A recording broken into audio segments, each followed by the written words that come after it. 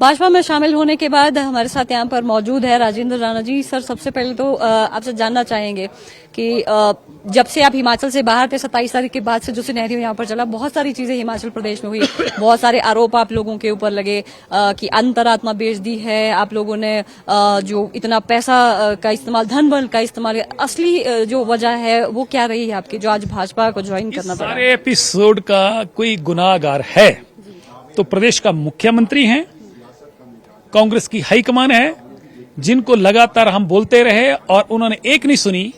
हम विधानसभा में चुनकर लोगों के काम करने के लिए गए हैं, अपमानित होने के लिए नहीं गए हैं। और मुख्यमंत्री जिस तरीके से पिछले साल सवा साल से अपमानित कर रहे थे, 6-6 घंटे विधायकों को बिठाते थे, कई तो विधायक हमारे साथी ऐसे हैं जिनको 6 महीने टाइम ही नहीं दिया मिलने का। इसलिए मुख्यमंत्री को पहले अपने अंदर भी झांक के देख लेना चाहिए कि एक साल सवा साल में आपकी कार्यप्रणाली क्या रही है।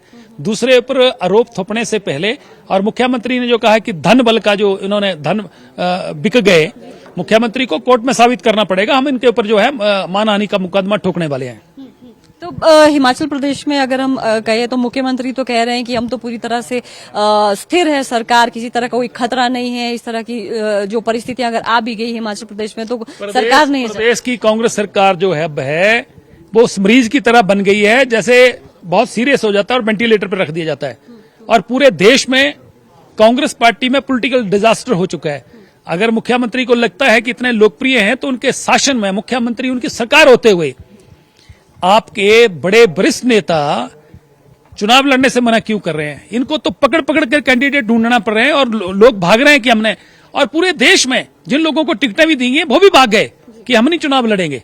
इसलिए मुख्यमंत्री को इस बात का एहसास करना चाहिए, अब भी समझना चाहिए कि आखिर उनकी कार्यप्रणाली जो है उस पर जो सवालिया निशान लग रहा है, उस पे उनको अंतरात्मा से झांक कर देखना चाहिए।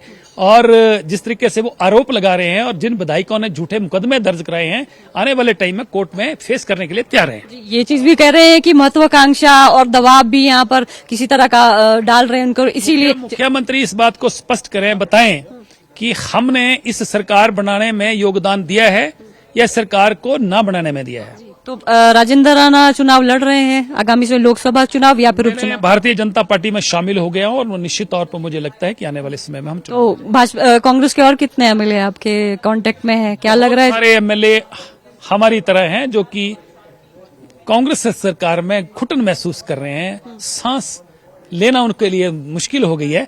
हमारी तरह कितने विधायक? 5 से ज्यादा तो भी हैं और जल्दी ही वो खुले आसमान में खुली सांस लेने के लोकसभा चुनाव से पहले या ना जल्दी होगा, जल्दी। बहुत बहुत शुक्रिया बातचीत के लिए। तो ये थे राजेंद्र राणा, जिन्होंने सीधे तौर पर यहाँ पर जो पूरी परिस्थिति है कहा है कि खरीद फरोख्त और इस तरह की जो चीजें यहाँ पर मुख्यमंत्री की ओर से कही गई है सरासर गलत है। और आज जो हिमाचल प्रदेश में परिस्थितियां पैदा हुई हैं उसके लिए पूरी तरह से मुख्यमंत्री, हिमाचल प्रदेश के मुख्यमंत्री जिम्मेदार है। और जो झूठे आरोप इनके ऊपर लगाए गए हैं उसको लेकर आने वाले समय में कोर्ट में भी उन्हें यहाँ पर घसीटा जा सकता है। और जिस तरह से उन्होंने कहा कि अभी और विधायक हैं जो कांग्रेस के विधायक है, घुटन महसूस कर रहे हैं, वो जल्दी ही भाजपा में शामिल होने वाले हैं। तो देखना होगा हिमाचल प्रदेश में आने वाले समय में और किस तरह की परिस्थितियां यहाँ पर बनती है। शिमला से कैमरा पर्सन कार्तिक ठाकुर के साथ नरेश कश्यप, डेली पोस्ट पंजाब हरियाणा हिमाचल।